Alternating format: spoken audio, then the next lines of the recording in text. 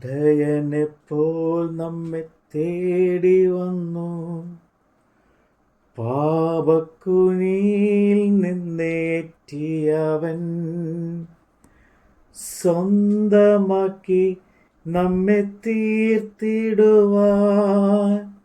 സ്വന്ത രക്തം നമുക്കേകിയവൻ.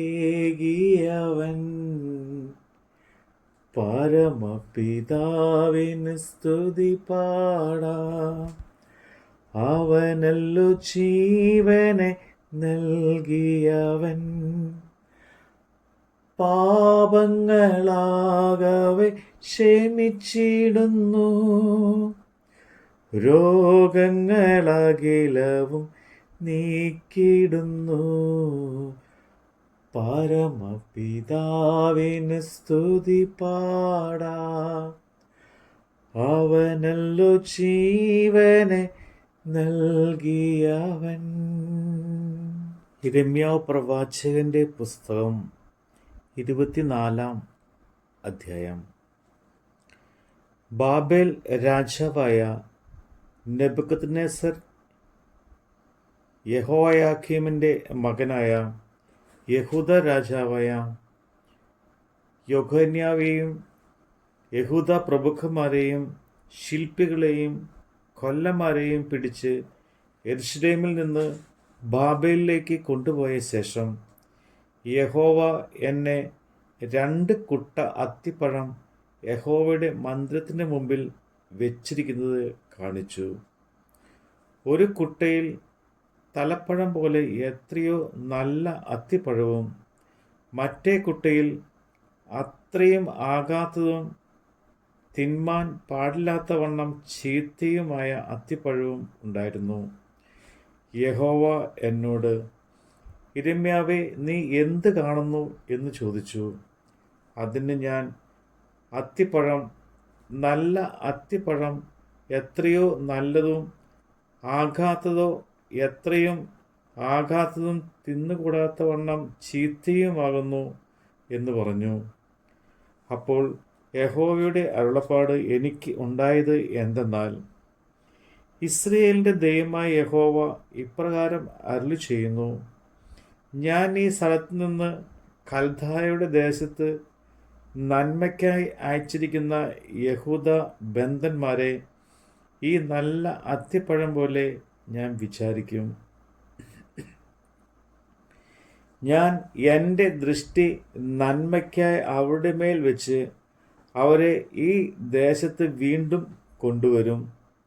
ഞാൻ അവരെ പണിയും, പൊളിച്ചു കളയുകയില്ല, അവരെ നടും, പറിച്ചു കളയുകയില്ല. ഞാൻ യഹോവ എന്ന് എന്നെ അറിയുവാൻ തക്ക ഹൃദയം ഞാൻ അവർക്ക് കൊടുക്കും. അവർ എനിക്ക് ജനമായും ഞാൻ അവർക്ക് ദൈവവുമായിരിക്കും. അവർ പൂർണ്ണ ഹൃദയത്തോടെ എങ്കിലേക്ക് തിരിയും. എന്നാൽ യഹൂദ രാജാവായ സിദെക്കീയാവിനെയും പ്രഭുക്കന്മാരെയും ഈ ദേശത്ത് ശേഷിച്ച യെരൂശലേമിലെ ശേഷിപ്പിനെയും മിസ്രയീം ദേശത്ത് പാർക്കുന്നവരെയും ഞാൻ ആകാത്തതും തിന്നുകൂടാത്തവണ്ണം ചീത്തയുമായ അത്തിപ്പഴം പോലെ ത്യജിച്ചു കളയും എന്ന് യഹോവ അരുളി ചെയ്യുന്നു. ഞാൻ അവരെ ഭൂമിയിലെ സകല രാജ്യങ്ങൾക്കും ഭീതിയും അനർത്ഥവും, ഞാൻ അവരെ നീക്കിക്കളയാണ്ടിരിക്കുന്ന സകല സ്ഥലങ്ങളിലും നിന്ദയും പഴഞ്ചൊല്ലും പരിഹാസവും ശാപവാക്യവും ആക്കി തീർക്കും. ഞാൻ അവർക്കും അവരുടെ പിതാക്കന്മാർക്കും കൊടുത്ത ദേശത്ത് നിന്ന് അവർ നശിച്ചു പോകും വരെ ഞാൻ അവരുടെ ഇടയിൽ വാളും ക്ഷാമവും മഹാമാരിയും അയക്കും. നമ്മുടെ കർത്താവിൻ്റെ വചനമാണ് നമ്മൾ കേട്ടത്.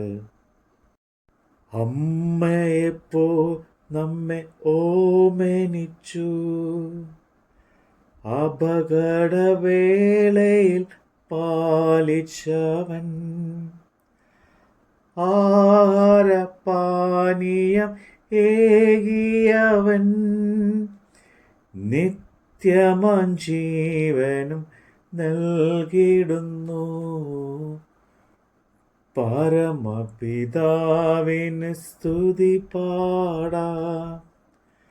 അവനല്ലോ ജീവനെ നൽകിയവൻ.